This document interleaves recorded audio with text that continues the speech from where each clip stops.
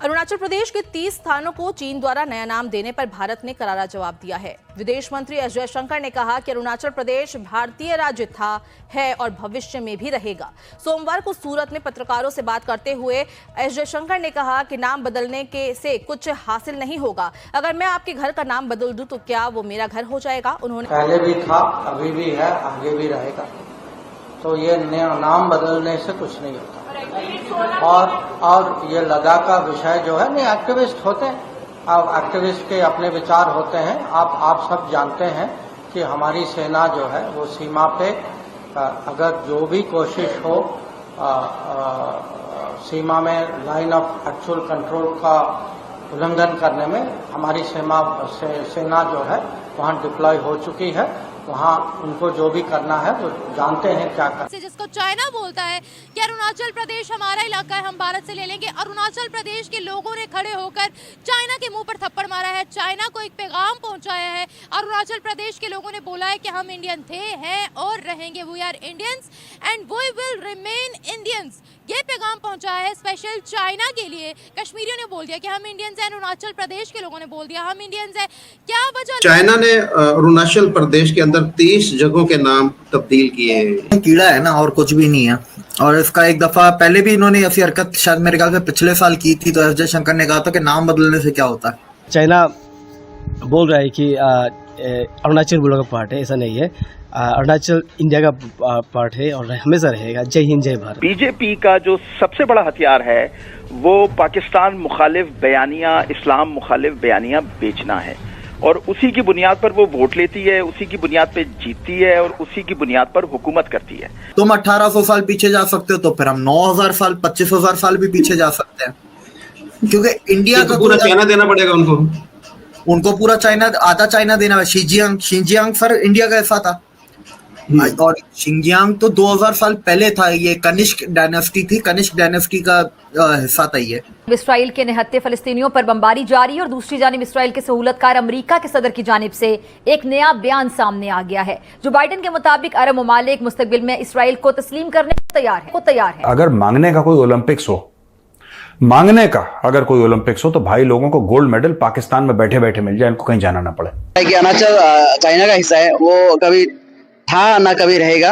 Arunachal is a India, छोटा India है। यहाँ पर सभी जनजाति मतलब बाहर से आकर भी यहाँ पर रहते हैं, और मेनलैंड से भी आते हैं। यहाँ पर बहुत सारे लोग हैं जो यहाँ पर आके काम करते हैं, नौकरी भी कर रहे हैं।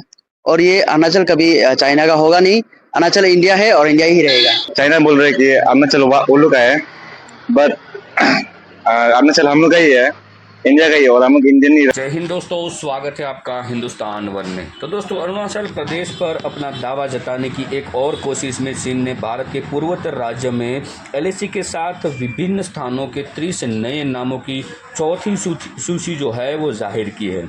विदेश मंत्रालय ने चीनी के दावों को खारिज करते हुए कहा कि अरुणाचल प्रदेश भारत का अभिन्न अंग था, है और हमेशा रहेगा। यह पहली बार नहीं है जब चीन ने भारतीय क्षेत्र के अंदर स्थानों के नाम बदलने की कोशिश की है।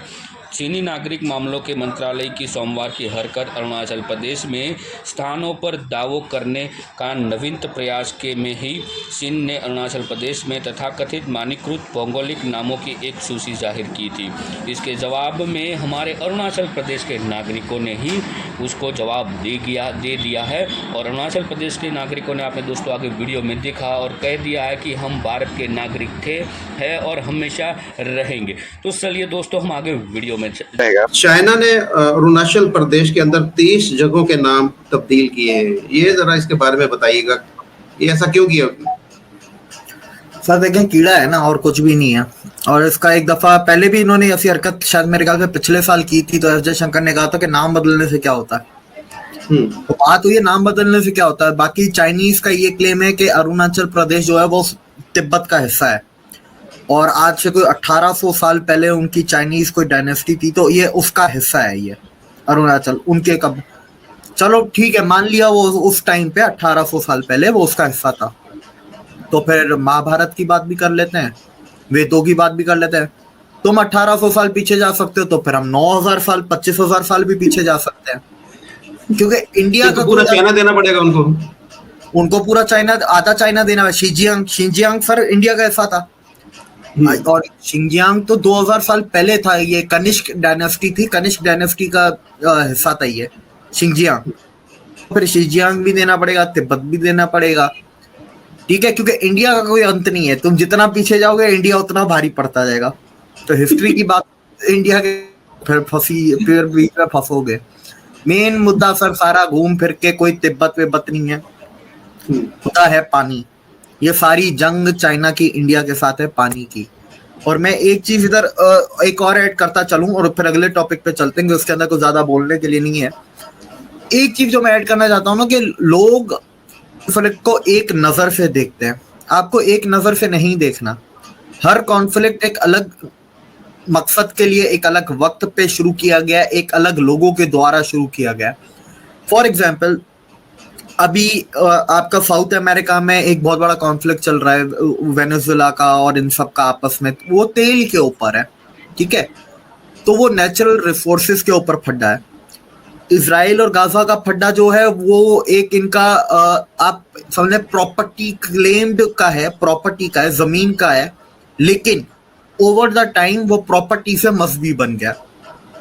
रशिया यूक्रेन में जाएंगे तो वो नेशनल सिक्योरिटी का मसला है, वो अमेरिका ने शुरू किया।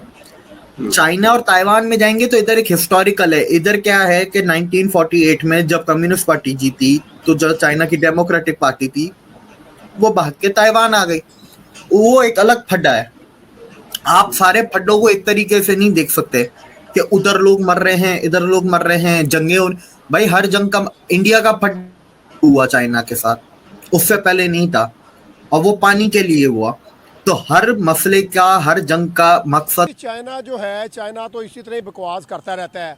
कभी अमेरिका के ऊपर वार कर रहा है, कभी इंडिया के साथ रिलेशन ख़राब कर रहा है, और किसी वक्त भीख मांगने के ऊपर मजबूर हो जाता है चाइना कि हमारी जो है मेडिसिन ख़त्म हो गई है, हमारी टेक्नोलॉजी में फ़र्क पड़ गया, को हमें जो है अपना इंडिया में जो है इन्वेस्टमेंट करने दें, ठीक है। अब वो ठप्पा जो जाहिर सी बात है भाई, वो सलाहियत रखते हैं, नरेंद्र मोदी ठप्पा लगाने का सलाहियत रखते हैं।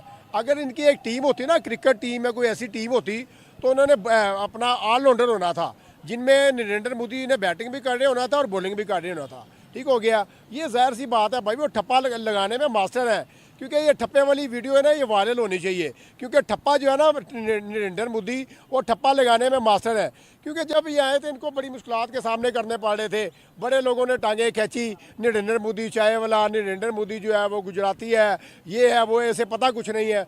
आज उसने अपना एक लोहा मनवा लिया, तो जाहिर सी बात है चाइना बकवास कर रहा है, तो नरेंद्र मोदी उसका मुंह तो जवाब भी देगा। वो टेक्नोलॉजी हो, वो वाइपर हो, वो अपना किसी भी वाले से जो है ना टक्कर देने को जो है वो रखता है, सलाहियत रखता है नरेंद्र मोदी। और मुझे लगता है कि वो इनको जो है ना मात देगा दोबारा से चाइना को। फिर से जब चाइना में को थोड़ा सा कीड़ा भुड़कता है ना, तो आज आके फतवे लगाना शुरू कर देता है, चैलेंज करना शुरू कर देता है। और यार चैलेंज जो है ना आप सिर्फ पाकिस्तान को कर सकते हो, आप चैलेंज जो है ना उस कंट्री को कर सकते हो, जैसे सोमालिया होगी, कमज़ोर जो कंट्रीज़ होती हैं उन्हें चैलेंज कर सकते हो। इतनी सुपर पावर जो है नरेंद्र मोदी, इंडिया जो है सुपर पावर कंट्री है, ठीक हो गया। आप अगर उसे चैलेंज कर रहे हो तो ये आपको इसका खमियाजा भुगतना भी पड़ेगा, समझते हो।